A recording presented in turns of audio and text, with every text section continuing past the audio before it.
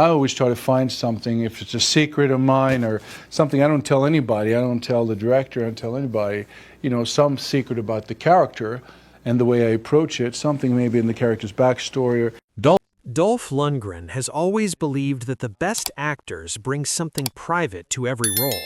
A secret, something personal that nobody else knows about, not even the director. Something buried in the character's backstory that only the actor carries onto the set. That kind of discipline and quiet professionalism defined how Lundgren approached his entire career, and it also became the standard he used to judge the people around him. After playing Ivan Drago in Rocky IV, Lundgren became one of the biggest action stars in the world almost overnight. The cold, towering Soviet boxer he brought to life in that film was so convincing, so intimidating, that audiences around the globe never forgot him. He became a symbol of raw power during one of Hollywood's greatest eras of action cinema. But behind all of that success, something else was happening that most fans never saw. Over the years, Lundgren quietly built a list of people he decided he would never share a screen with again. Not enemies in the tabloid sense, but former co-stars and colleagues who showed him a side of themselves that he simply could not forgive or forget. He never made a big announcement about it. He never called press conferences or gave angry interviews. Instead, he just quietly closed certain doors and never reopened them. By the time he was 68, it had become clear that 5 specific people had left such a lasting negative impression on him that no amount of money, no studio pressure, and no professional opportunity could bring him back into a room with any of them. Some had challenged him physically. Others had tried to quietly erase him from films he had already made. A few had spent years taking small, cutting shots at his reputation when they thought nobody important was watching. If you enjoy these kinds of behind-the-scenes Hollywood stories, the real rivalries and hidden tensions that never make it into the press releases, make sure you subscribe before reading on. There is always more where this came from, and you would not want to miss what comes next. The first, and perhaps most famous name on that list, is Jean-Claude Van Damme. The two of them were brought together for Universal Soldier in 1992, a film that producers believed would be a guaranteed success simply by pairing a Belgian martial arts phenomenon with a physically imposing Swedish powerhouse. On paper, it made perfect sense. In reality, it created problems almost from the first day of filming. Lundgren came to set the way he always did, prepared and focused. His lines were ready, his character was built, and he treated every shooting day like a professional obligation to be taken seriously. Van Damme operated very differently. People on the crew quickly noticed that he behaved less like an actor working within a production and more like someone who believed he owned the entire film. He would change scenes without warning, request additional takes simply to squeeze in another high kick, and even push for lighting adjustments that would make his character look more heroic on camera. One crew member later described those shooting days to the French press as watching 2 lions standing across a field, staring each other down. The tension was constant, quiet, and loaded with something ready to break. The moment that truly made the rivalry permanent happened not on a film set, but in public at the Cannes Film Festival. In front of a room full of journalists, Jean-Claude walked directly toward Lundgren and challenged him to step outside and settle things. Many people who read about it later assumed it was a staged stunt designed to generate publicity for the film, but people who were actually in that room said it was completely real. Lundgren later told a Swedish magazine that if he had accepted the challenge, things would have ended very badly for everyone involved. That single line stayed with action film fans for years afterward and became one of the most quoted moments in the history of the genre. What made it even more significant was that the tension never actually faded, even decades later. When both men appeared in The Expendables 2, crew members noticed the same cold atmosphere all over again. Van Damme reportedly pushed for creative changes on that set as well, while Lundgren simply ignored him entirely. They appeared in the same production, filmed in the same locations, but according to everyone working around them, they never once had a normal conversation. Then in 2018, a journalist asked Lundgren directly whether he would ever consider working with Van Damme again. He did not pause to think about it. His answer was short and final. "What is left to prove?" That was all he said, and it made everything perfectly clear. The second name on the list is Steven Seagal, and in some ways this story is even more telling because the problem started before any film was ever made. The two men met during a private meeting for a potential action project. Everyone in attendance expected a standard table read and a professional conversation about the script. What they got instead was something else entirely. Seagal walked in wearing sunglasses and accompanied by a personal security guard. Before anyone had even taken a seat, he looked directly at Lundgren and announced that he was the best fighter in the room. That was his opening greeting. Lundgren was not immediately angry. He was mostly confused, not quite sure why a simple introduction had turned into a declaration of dominance. Then Seagal added something else, informing everyone that he never takes a hit on camera, ever. The room shifted. The producers glanced at each other. Lundgren began to understand exactly what kind of meeting this was going to be. As the discussion continued, Seagal kept pushing the same idea from different angles. His character needed to be unstoppable. He should never bleed, never struggle, never be shown in any kind of real danger. He wanted the script rewritten to reflect all of this. The producers tried to keep the meeting moving forward politely, but the discomfort in the room was impossible to ignore.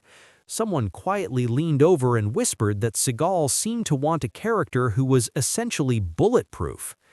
Things got worse when stories from the set began circulating among the stunt community.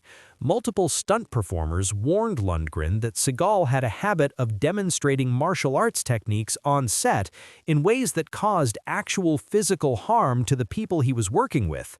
One stuntman arrived on a shoot the following day with a badly swollen wrist and reported that Seagal had told him the pain would help build character. Lundgren never forgot hearing that. His response to the whole situation was summed up in one clean, precise sentence: "Discipline impresses him. Pretending does not." After that meeting, Lundgren told his team that if Seagal's name appeared on any future project, he was gone before it started. Studios made more than one attempt to pair the two men, believing the combined star power would be worth whatever difficulties came with it. Lundgren turned every single one of those offers down without any hesitation. The third name that comes up in these stories is Mickey Rourke. The problem here was different from the earlier conflicts. It was less about open confrontation and more about a slow, grinding kind of disrespect that wore people down over time.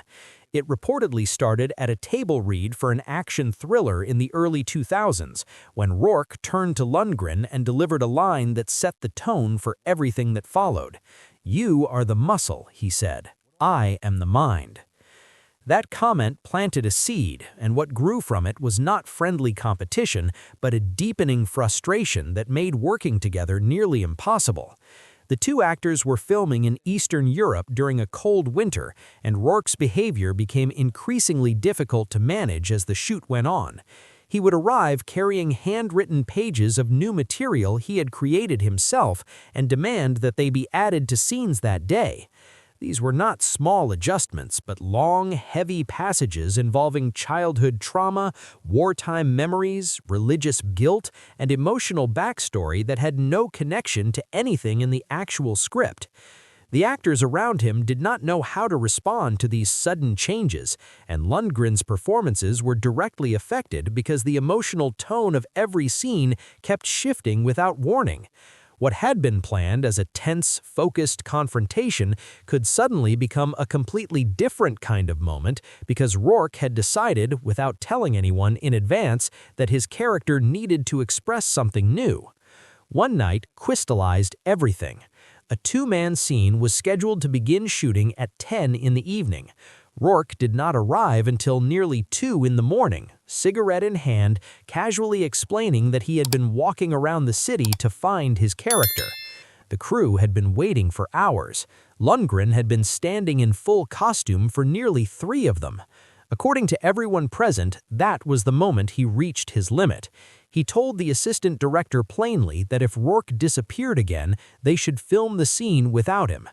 A week later, during a simple blocking rehearsal, Rourke shoved a script supervisor out of his way and shouted that nobody had the right to tell him how to feel a scene. Most of the people on set knew by then that whatever professional relationship the two actors had once had was finished. Lundgren never made dramatic public statements about it afterward. He simply said that the two of them would never be on a set together again, and he left it at that. The fourth name is Tom Berenger, and this conflict had a different flavor from all the others. It was colder, more calculated, and in some ways harder to forgive because it extended beyond the filming itself and into the editing room. The two actors worked together on a war action film shot in Slovakia around 2002.